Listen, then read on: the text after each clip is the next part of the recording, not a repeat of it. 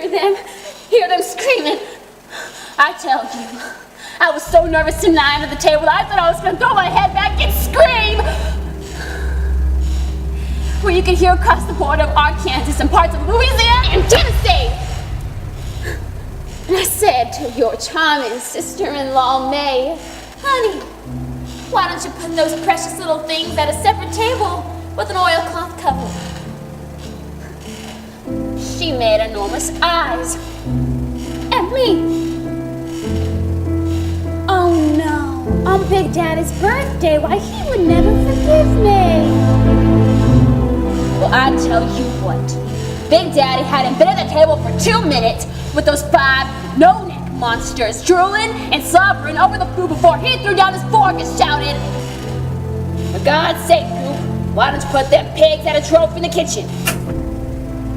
I swear I simply could have died. And they had them doing little tricks all the time. Junior, show Big Daddy how you do this. Junior, show Big Daddy how you do that.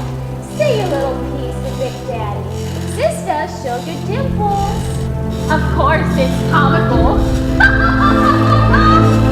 But it's also disgusting and obvious to know what they're doing. What are they up to, Maggie? Why, you know what they're up to. No, I don't know what they're up to.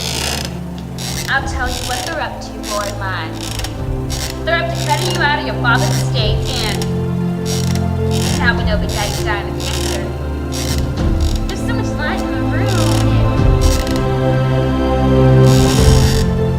Do we? Do we what? Daddy's dying of cancer. Got the report today?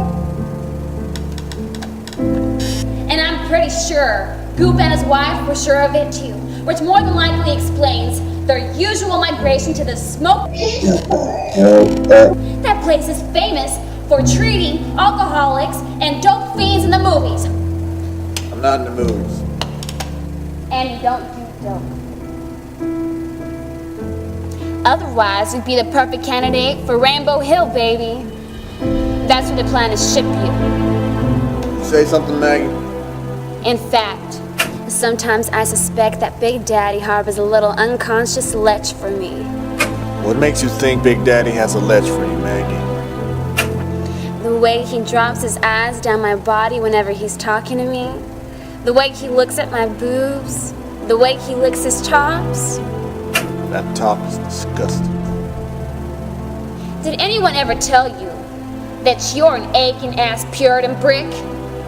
I think it's mighty fine that an old fellow on the doorstep to death appreciates the shape of my body and what I think is deserved appreciation. You should have been at the supper table tonight, baby. Old Daddy, bless his sweet soul. Why are you looking at me like that? Like what, Maggie? The way you're looking at me right now. You've been looking at me like that ever so lately. What are you thinking of when you look at me like that? I wasn't conscious of looking at you, Maggie. Yeah, I have something to say. That I get lonely. Very. Everybody gets that. Sometimes, living with someone gets lonelier than living alone. If the one you love doesn't love you. You want to live alone, Maggie? Oh, God, no. I wouldn't. I know something that would make you feel better. What? An alcohol rub or cologne rub. That only works when you work out, and I haven't worked out, Maggie. But you're in good shape, though. You think so? I used to think that drinking men didn't have good looks, but I was plainly mistaken. My thanks, Maggie. Well, it's bound to soften you up. Just as it was beginning to soften up Skipper.